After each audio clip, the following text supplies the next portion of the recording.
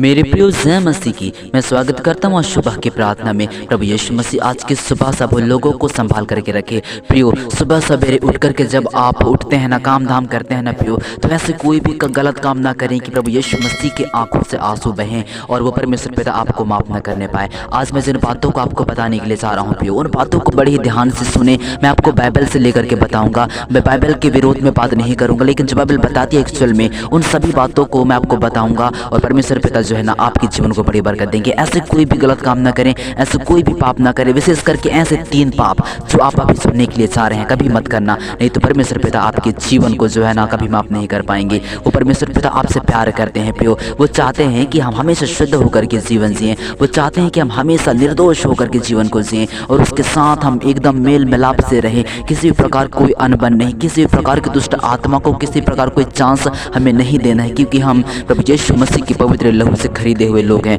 Bible कहती है कि हम बहुमूल्य लिए गए हैं। परमेश्वर पिता ने अपने लहू को बेच करके हमें खरीदा है प्रियो, ताकि हम उसकी महिमा करें, ना कि हम शैतान के इच्छाओं को पूरी करके हमें पिता परमेश्वर के आंखों से आंसुओं को बहाएं। नहीं, वो परमेश्वर पिता हमसे प्यार करते हैं। तो प्रियो, आइए हम इस समय वचन पढ़ेंगे। सबसे पहले हम देखेंगे मत्ती रचित सुसमाचार उसका 5 अध्याय और उसका 28वां वचन। यहाँ कुछ इस प्रकार से लिखा है कि जो कोई किसी स्त्री पर कुदृष्टि डाले वह अपने मन में उस विचार कर चुका। इसका क्या मतलब है प्रियो? अगर आप अपने मन में, अगर आप राह पर चल रहे हैं, अगर आप जो है ना कहीं भी आ जा रहे हैं, बाइक में चल रहे हैं, कार पे चल रहे हैं, रास्ते पे पैदल चल रहे हैं, वॉकिंग कर रहे हैं और आपके सामने से कोई बहन आ रही है, कोई लेडी आ रही है, कोई बच्ची आ रही है, ऐसा हो सकता है और आप जो है ना अपने मन से कुछ उसके विरोध में होकर के, मतलब कि कुछ अनेक प्रकार की बातों को जो आप सोचने लग जाते हैं जो कि अश्लील होती हैं प्रियो। बाइबल कहती है कि तू अपने मन में विचार कर चुका। भले ही तूने उसको टच नहीं किया,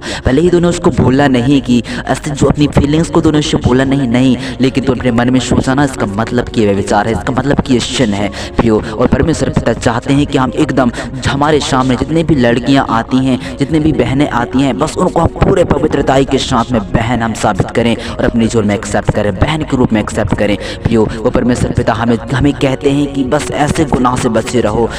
सारे संसार में जितनी भी लड़कियां सबको अपने बहन मान लो और मेरे पीछे आओ, मैं तुम्हें जो है ना अपना वारिस बनाऊंगा।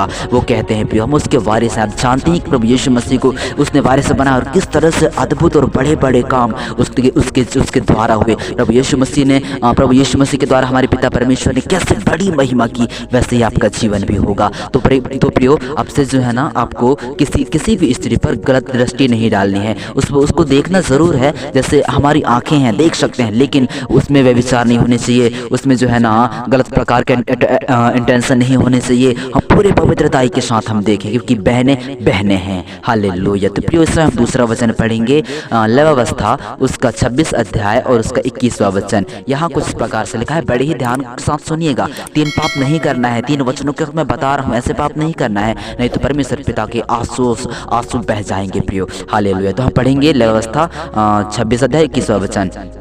और यदि तुम मेरे विरुद्ध चलते ही रहो और मेरा कहना न मानो, तो मैं तुम्हारे पापों के अनुसार तुम्हारे ऊपर और 7 गुना संकट डालूंगा।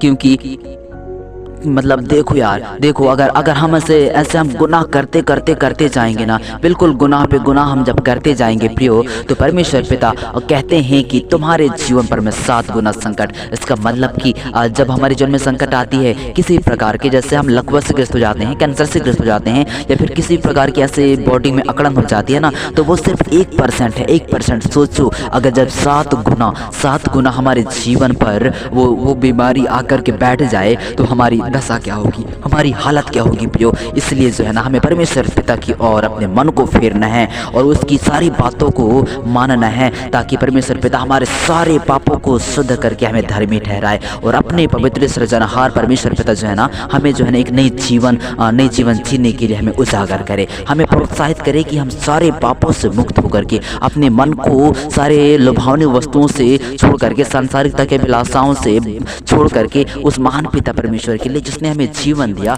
हम उसके लिए जीवन को जिए, क्योंकि वो चाहते हैं कि हम उसकी आराधना करें। हमारा खुदा चाहता है कि उसने हमें बनाया, अपने अपने हाथों से हमें रचा है प्रियो। तो वो चाहते हैं कि किसी भी मनुष्य का जीवन जो है बर्बाद नहीं होनी चाहिए, सब मनुष्य उस महान पिता परमेश्वर की आराधना करें, ऐसी उसकी प्लानिंग है। वो परमेश्वर पिता आपसे भी ऐसे ही अपरंपार महिमा करवाना चाहते हैं। तो परमेश्वर पिता आपसे कह रहे हैं कि अगर मेरी बातों को नहीं मानेगा, मेरे विरोध में होकर के तू कार्य करेगा, पाप पे पाप करता रहेगा, व्यभिचार करता रहेगा, कुदृष्टि डालेगा, पराई स्त्री को छेड़ेगा, व्यभिचार करेगा, चोरी करेगा, डकैती करेगा और हत्या करेगा और परस्त्रीगमन करेगा, तो ऐसे में प्रभु यीशु मसीह कहते हैं कि मैं तेरे संकट को 7 गुना बढ़ा दूंगा। अब सोचो, जब 7 गुना संकट आपके जीवन में आएगा, आपकी दशा क्या होगी? हम झेल नहीं पाएंगे प्रियो, लेकिन फिर वो दशा कटेगी नहीं, क्योंकि वो हमारे पाप की मजदूरी है जो हमें परमेश्वर दे रहे हैं। हालेलुया। इसलिए हमें पाप नहीं करना है। और इसमें हम लास्ट वचन पढ़ेंगे, रोमियो उसका 6 और उसका 23वां वचन। यहाँ उस प्रकार से लिखा है, क्योंकि पाप की मजदूरी तो मृत्यु है,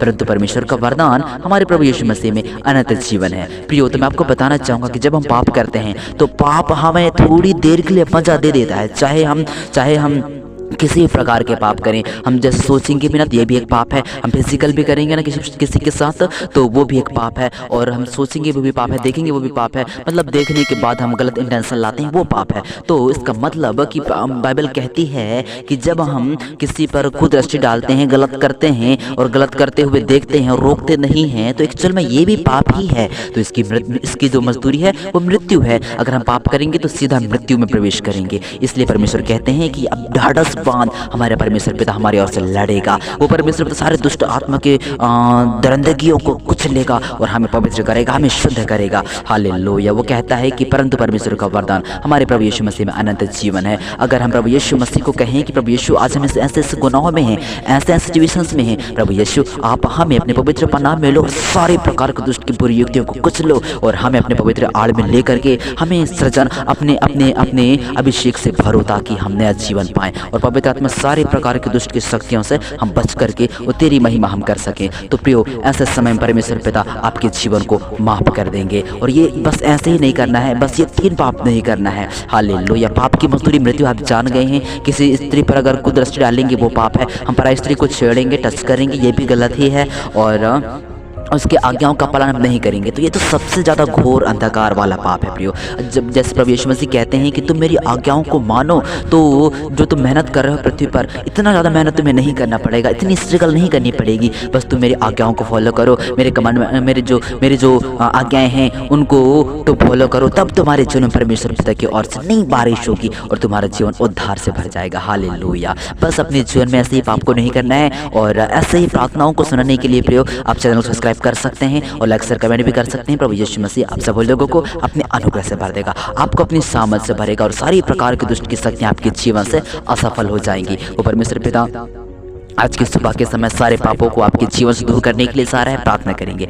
लॉर्ड जीसस पवित्र आत्मा, जितने लोग आज इस प्रार्थना को सुनकर के निर्णय लिए हैं कि उनकी जीवन में जितनी प्रकार के पापें होती थी, अब से उन सारे बातों को भूल करके नए जीवन की शुरुआत उन लोग करेंगे, सारे पापों को उन लोग कुचलेंगे, दुष्ट आत्मा के बंधनों को जलाएंगे। प्रभु यीशु